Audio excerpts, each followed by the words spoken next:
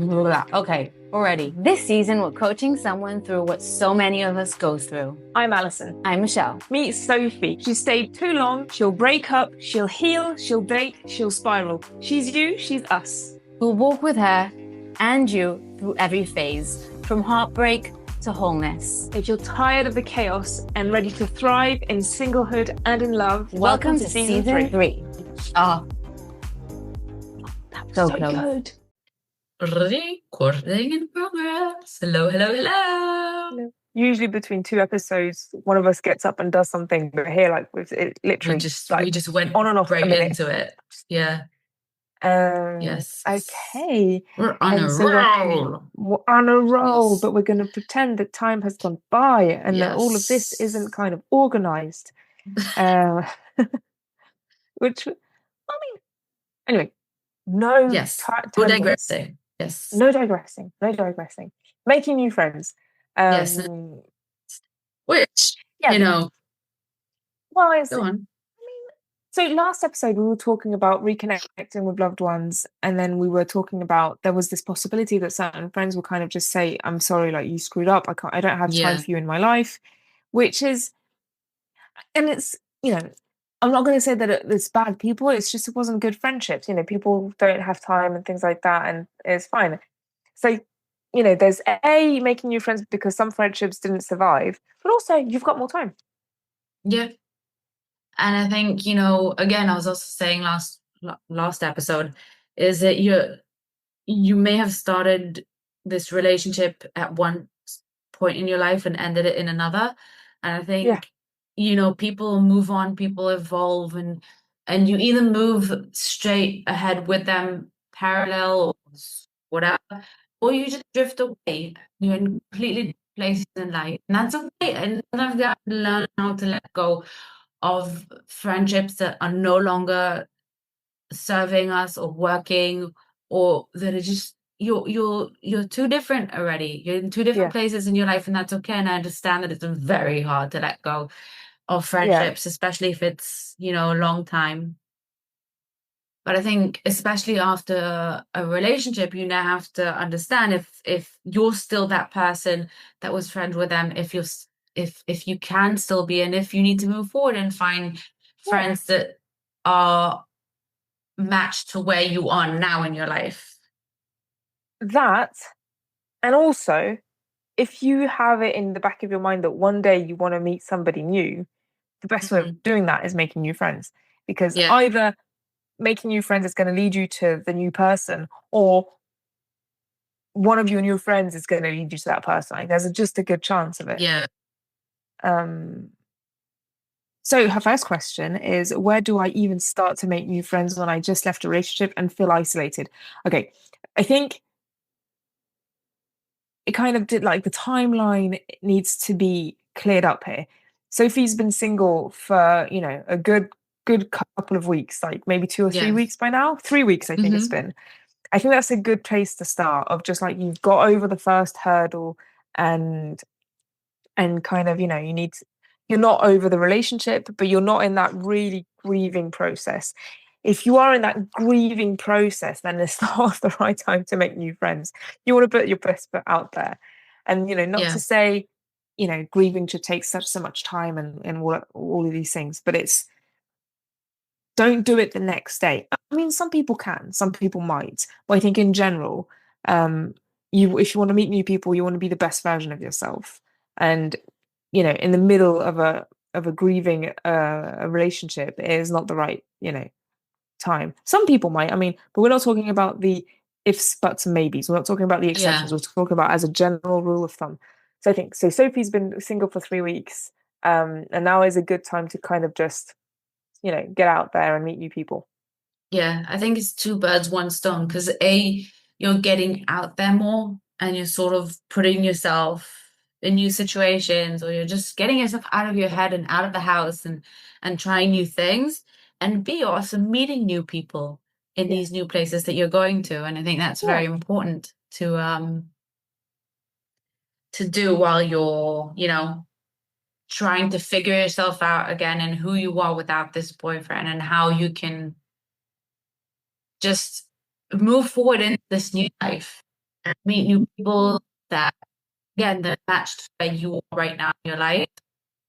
And when you're, as you said, when you're still wallowing and when you're still like trying to get over it, it's very hard because you have no idea what you want. You're just all over the place, and it's not a very good idea to start a new friendship when all you're doing is wallowing, and that's what people, that's first impression people give you. Yeah. I was startled. I was looking at time. I was like, what time is it? Because but I thought it was half an hour later than it is, and I'm just worried for a second. Sorry. When it comes, so in France, we are kind of, the whole of life revolves around the school year. So basically, unless you want to sign up to a gym, when you can sign up to a gym whenever, like if you want to sign up to a club or an activity or things like that, you have to do it in like July, August, and then start in September. Is it the same in Israel? Depends for what, but yeah, a lot of places work according to the school year. Yeah. It's bound to be. I think it's the same in England. I'm wondering what it's like, in other countries, because where do I even start with making new friends? And it kind of depends where you are in the calendar year, because if you are there in August and July, then it's so easy. Just sign up to a club. Just go out, see what clubs are out there, and then just sign up. A theatre club or arts and crafts, or now that I'm thinking of it, there's a board games club where we live that they take up new people. Oh, it's so fun. We did it last year while I was still pregnant. And it's that type of thing. And I was just like, I think if it's the summer, then easy. Just kind of look up anything and sign up. But even if it's kind of now in November or whenever this comes out in December, just still reach out to different clubs and see if they're taking new members. And because I also think that if you've signed up, it's kind of scary as well. But if you're the new person arriving, then it's terrifying, yes. But it kind of also, people are gonna be interested in you. I'm just like, oh my God, who's the new person? As you would in high school. But getting over that hurdle will allow you to meet new people, because people are going to be, automatically interested in who you are. Yeah, I think it really depends on how much you're willing to suffer, with quotation marks, like suffer through the awkwardness. Yeah. Because the awkwardness is always going to be there. But the thing is, and I always say this because it's always true, is that no matter where you are in the world, no matter how old you are or where you are in your life, there's always going to be at least one other person in your area, in your age group, who's also seeking out new friends. And it might be awkward for them too. And I think it is the process when you think of it that way. I'm not the only one who's looking for friendships. I'm not going to be like that weird person in her 30s who's like looking for new friends. I think we should also normalize making new friends. I think over here, it's very common to have like very, very old friendships from like when you were in school, or when you were in the army, or when you were, I don't know, like at school, at a university, and all these different like places that you were at. But it's like, life is so dynamic and life moves so much. And, for me, I moved to a small, tiny little village to live with Zev where he grew up. And that was a great opportunity for me also to make new friends that, live close by and that, are living the same lifestyle that I am now. That's another great way of living in a certain area or living in this big place. Like, look around you at the community. Look around you. Like, often it's right under our noses. It's like, look outside. Look where you are. Check your neighbors. Check your local church or synagogue. Check, the local community. Go for volunteering in the neighborhood or whatever it is. Like, there's endless possibilities. Smile at all people. of these, Exactly. And especially with all of these, what's the word for it? Like, I forgot. Like the word is in my head in Hebrew, not in English, but what can you do? Especially with all these not systems, like these Communities, organizations, organizations and groups and things like that it's built in. It's not something that you have to make up from scratch. So it's like a sort of a kind of an excuse, like joining this thing, and then it happens from the whole process. And no, her second question is, how can I meet people who understand my new phase in life? And like, my answer is going to tie into both and building on yours. Yeah, going into these existing groups and communities and go talk to people and things like that, it's, it's fine. And kind of, I'm the opposite of Sophie in the sense that I'm in a relationship and I've got a child. Like, my phase in life is completely different. I too am looking to make new friends because I'm in a different stage in my life, and and we're not kind of, I have friends who are single and with no children, and I'm not saying that you shouldn't be friends with people who have kids or don't have kids. I'm just saying that you want to be, you want to be on the same wavelength, because my friend, one of my best friends who looks after Teddy sometimes, hasn't got kids, and she's still kind of like, should we go out an evening and then go drinking? And I'm just like, well, I can't really do that right now. I'm looking for friends who are happy to go for a play date at from 4 to 5, because that's the kind of whatever. Yeah. And so, we're all this to say, one, everybody's kind of always looking for new friends because of different stages in their lives, and that's okay. And so that's how, you want to go to organizations and things like that. And then how can I meet people who understand my new phase in life? It kind of just like I think it doesn't matter, because people don't care what's going on in your life. I mean, really, you care when it's your friends, but when it's new people, they don't really care. It's just like somebody new, because they are just kind of looking to change, just a breath of fresh air. And, you don't want to go into a group when it's, only single women or only mothers or only, gamers or whatever. You want to go into a group where you're just going to be able to talk about different things, and not, if you're single and you're going to go for a group of single women who are revolving their lives around the fact that they are single, and that's not amazing. And then, for example, me, I'm in a mummy group, but we are meeting up because we want to talk about anything else than our kids, and just meeting up for that. Yeah. So, who understand my new phase life, nobody cares about what's going on in your life. We just care about doing frivolous things, superficial things, of just kind of getting to know each other. And then you'll be building friendships, and then people will start caring about what's going on in your life. But when it's just kind of, broadening your horizons, nobody cares. We just want to kind of think about different shit than our own lives, and not be overwhelmed with drama. Do you think that's fair? I think so. I as I was going through my own singlehood phase, I was setting up this mentality of, this is a drama-free zone.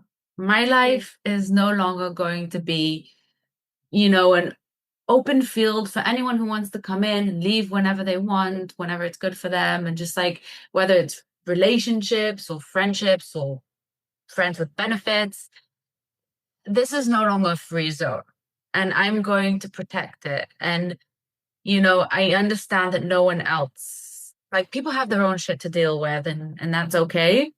But don't bring your shit into my space, and don't expect me to obviously with close friends, you're gonna deal with each other's shit all the time. But like, when someone's bringing only drama into your life, and when someone's only, stirring up like chaos all the time, wherever they go, I know we're talking about how you shouldn't, find new friendships right after a breakup. I think that's it, because you're bringing that whirlwind of like emotions of chaos into a new relationship, and that's what it's going to be based on from here on out. And I think, I'm not sure if this is answering your question, but I think you have to be very mindful of that when you're making new friends, and you have to be very cautious not to, like, if you don't want people to come in and start like rattling things, you have to make sure that you're not doing the same. And it's just like, it shouldn't be so difficult, it shouldn't be so hard, and it shouldn't be so heavy. It's just like, go have fun, make it Yeah. easy. And,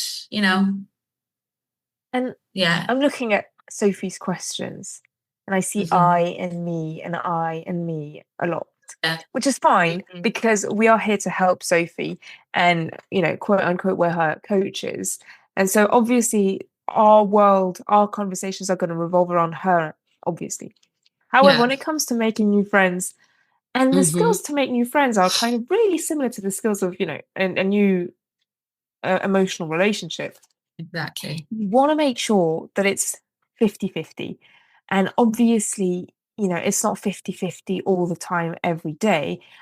Even in our friendship, when we're off recording, like sometimes we talk a lot about what's going on in your stuff, and then sometimes a lot what's going on with my stuff, and kind of bring each other's positives and negatives, and that's and your family stuff and my family stuff, and it's kind of it balances out with time. It balances out with time. But at the beginning, you want to be mindful of kind of not overwhelming the conversation with your shit.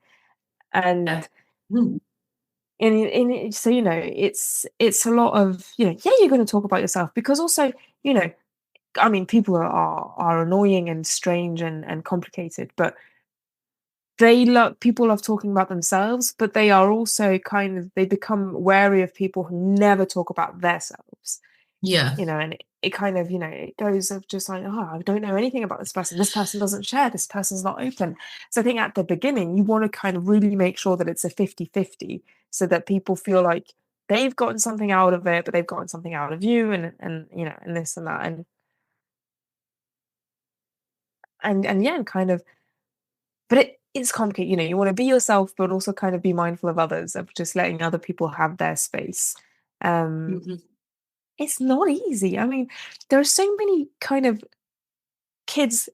books for kids of like how to make new friends in the playground, and and it's a lot of no hitting and no doing this and no stealing toys and things like that. But we need to extrapolate that to adulthood, of how to make friends when you're an adult, because it's not easy, because we're not all the same.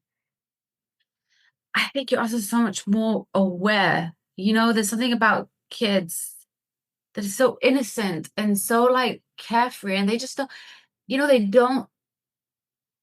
they don't see things the way adults do. They don't overthink things the way adults do. They don't like, they just, I want to have fun. I see a kid my age, you want to play, Yeah. And I think as adults, we overcomplicate everything. We overthink everything. And I think there's something to be learned from children in that sense of like, you look cool. Let's hang out. Let's play. Let's do something. There's a vibe going on. We have similar, interests, or we just, we can get conversation going very easily and keep running for hours.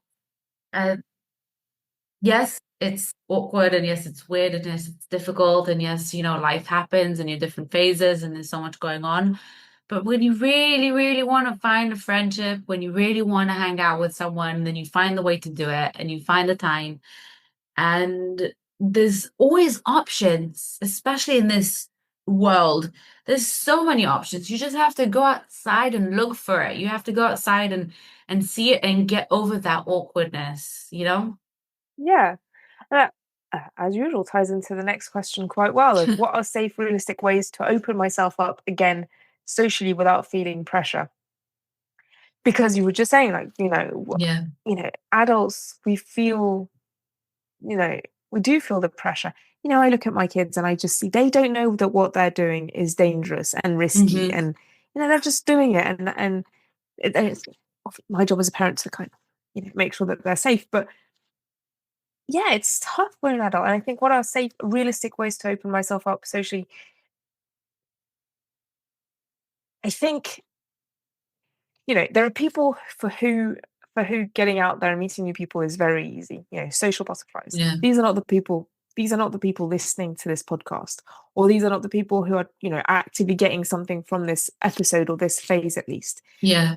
And so to all the listeners who are, you know, feeling pressure, stop comparing yourself to these other people. You know, we're all different. And I think that the best way to deal with the pressure is accept that the pressure is there and it's not going away. Like, you're not going to change who you are when you're 30. You can adapt, you can evolve, but if you're somebody who feels pressure with meeting new people, then you're just going to feel the pressure all the time. That doesn't mean don't meet new people. It just means, you know, learn to deal with the pressure. I think the first, you know, maybe you just sit down, make a list, like, when's the last time I met people? And, you know, I'm still here. You know, I'm alive. I'm, you know, I'm financially, materialistically, emotionally safe.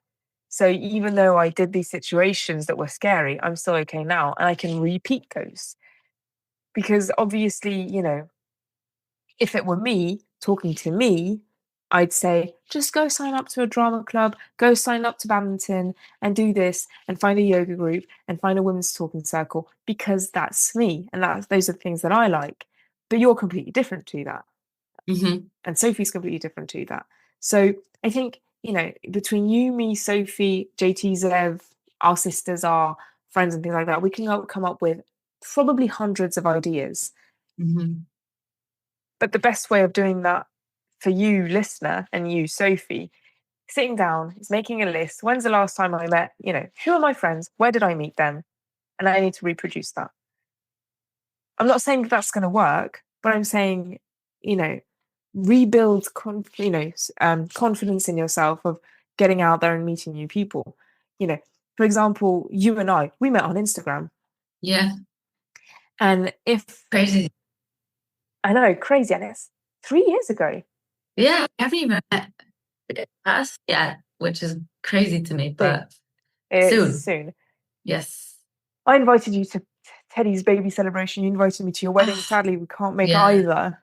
But yeah, but we're meeting each other in April. That's going to be very nice. Anyway. Yeah. But if we were taking this example, I'd say, okay, well, last time I made a good friend, it was reaching out to somebody on Instagram because of the professional aspects of it. Then I guess I'd just start there and just kind of see who's interacting with my page and then reach out and have a chat and see what works. It may work, it may well not, but it's just trial and error. Or, you know, another friend I met, you know, a couple of good friends in my theatre group. So I just sign up to another theatre club and see what happens. Yeah. Same for Sophie. Just when is the last time you met your friends, and do that again. Yeah. And I think this is also a good practice in being confident, or good way to help build confidence of like, I know that feeling of like, seriously, she really wants to be my friend, or like, why would someone want to be in my life right now, or all these self-deprecating thoughts of like, you know, it's very hard for us to believe that we are worth it, or that we are worthy of this type of friendship. And I think that sort of, you know, comes with the territory of making new friends, of believing that we could be the ones and believing that we deserve it, and just showing up and knowing that we're great people, and that there's a lot to love, and there's a lot to give, and there's a lot there's a lot of reasons why a person would want to hang out with you, and you do have a lot to give. And I think that's important to also look at, as like, because there's a certain, like, you know, natural instinct that I find myself doing also, like when you do something that doesn't matter, when you screw up, or when, you know, something isn't going right, we're very quick to say, oh, you're such an idiot, or like, why do you have to be so stupid, or why are you always screwing up, and whatever. But like, why aren't we like, you know, automatically and instinctively saying to ourselves also positive things, like, you're so amazing, look at you, you know, you have so much to give. Exactly. And I think that's something that, you know, making new friends, that sort of like reminds you to do that, of like, you know, when you're trying to think of like how to make new friends and why someone want to be friends with you, it's like you're sort of, you know, bringing these things up of like, or trying to focus on like the good things that you bring to the table. And I think that's important in the process of like, you know, I have so much to give, and I need to find people who are open and willing to accept it. And they're all not. We just have to go look for them. Yeah. As we said, like in this episode and the previous, of just like there are always people looking to make you feel like you're not the only one, and it's from all walks of life, and so you will find your people. It's exactly. kind of like traveling. You just, you will always meet other travelers. Like you're not the first one to decide to go to Thailand and kumbaya on the beach. Like so many people, you will meet them. Yeah.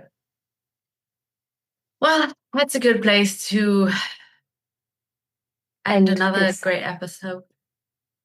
And don't forget everyone to like, subscribe, share. Tell us, when is the last time you met someone? Like not a relationship, like when your last friendship, things like that, and we'll see what comes of it. Yeah. Plus the bad recommendations on how to meet new people. Yay! Bye everyone. Bye. That's it for this episode of Pop Culture Cupid. Thanks for hanging out with us. We're glad you're here. Make sure to subscribe on Spotify, Apple Podcasts, or wherever you're listening. You can find us on Instagram, Facebook, YouTube, Reddit for more behind-the-scenes real talk. And if you want to support the show, check us out on Patreon. Until next time, be kind, be happy, be healthy, and remember, heartbreak isn't the end. It's the plot twist.